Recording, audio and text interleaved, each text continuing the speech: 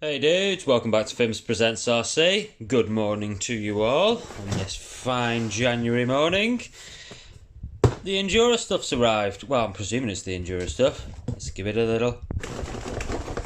Oh, it's all loose in there. Whatever it was, it might be in pieces now. No, this arrived this morning, guys. You'll notice I managed to avoid those greedy buggers at the customs department of our fine kingdom, because Injora very helpfully marked it down in price, so thanks very much to Injora for that. Also got what I'm assuming is the links turn up today as well, so let's crack on. The box is a little squished. It does look like Johnny Royal Mailman may have used it to get into his van as a step, but by the by, there's nothing really that fragile in there, so let's go ahead and pop it open and we'll have a look. Cheers, guys. Now, I just want to say, guys, before I get all this out, that Injora have been very good to me.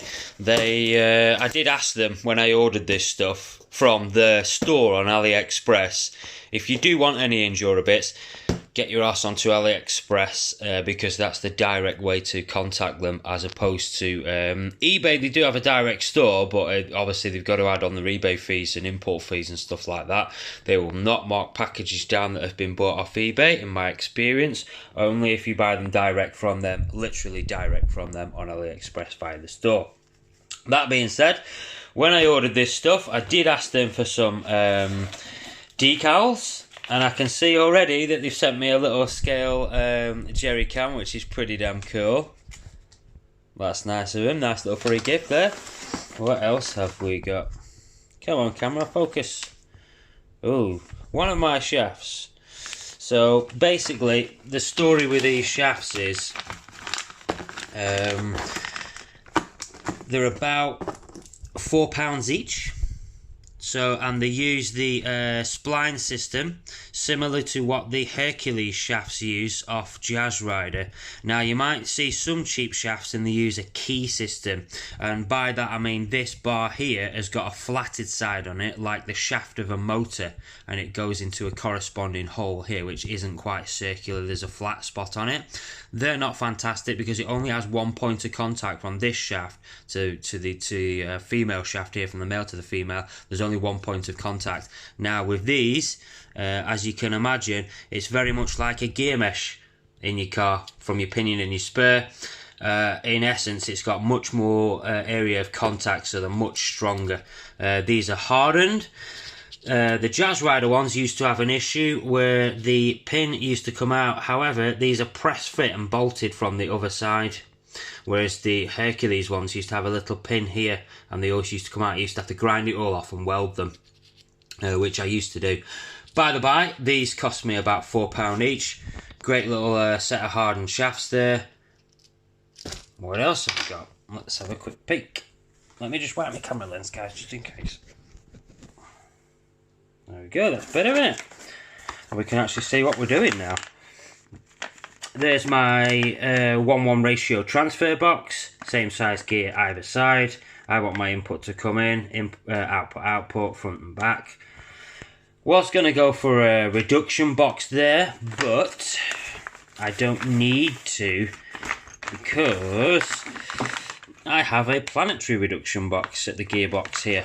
So, last time you'll note, if you followed my Big Bad Barry build, I used a set of, two of them actually, there was two of them, and they were a set of gearboxes, and they were prefixual gearboxes, and they had a reduction rate of about 8:1. Now this has a reduction rate of I think 5:1. You see it's got oversized bearing in the front there. So this is just like, basically, if you've ever seen a planetary gearbox, if you've ever used a drill, a power drill, that's what they've got inside them. A power drill uses a planetary gearbox. They're great little bits of kit, really, to get that smooth action when you're out on the trails.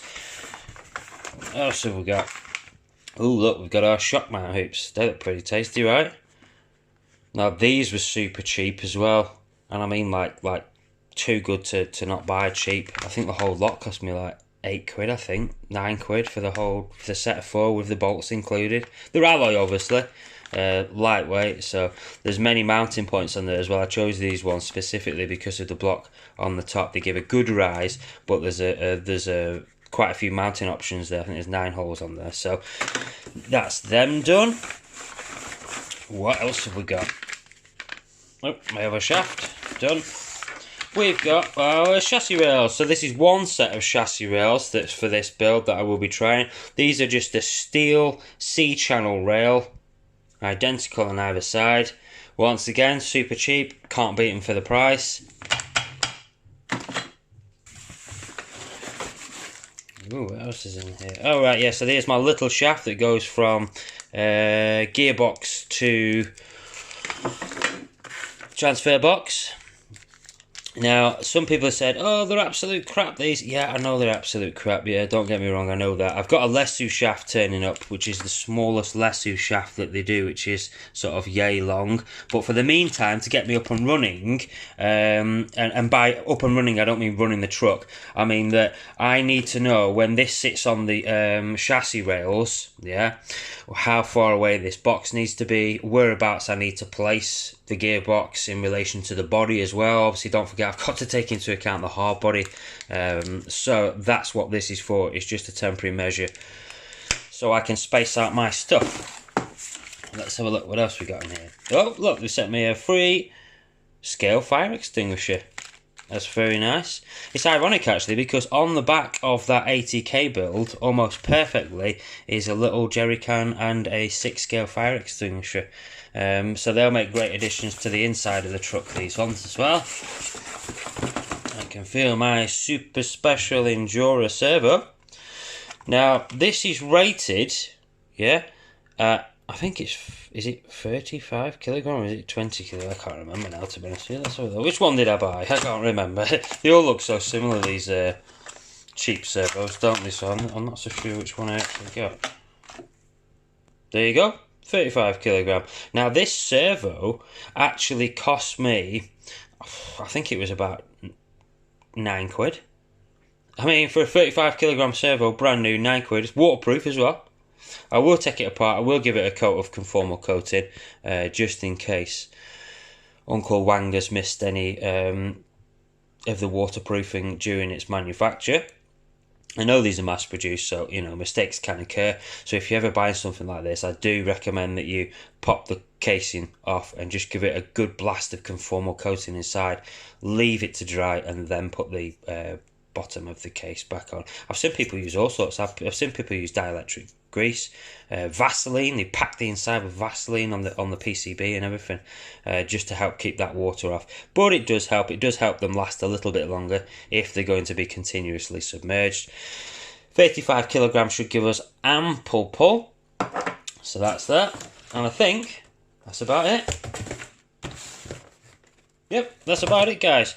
So there you go. There's my little haul from Injora today. 3 drive shafts, transfer box, gearbox, servo, shock mounts, chassis rails, and some freebies.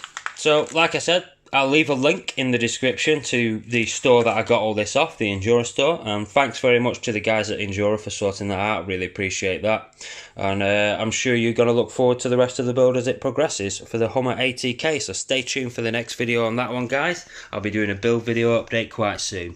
Thanks for watching, geezers. Bye.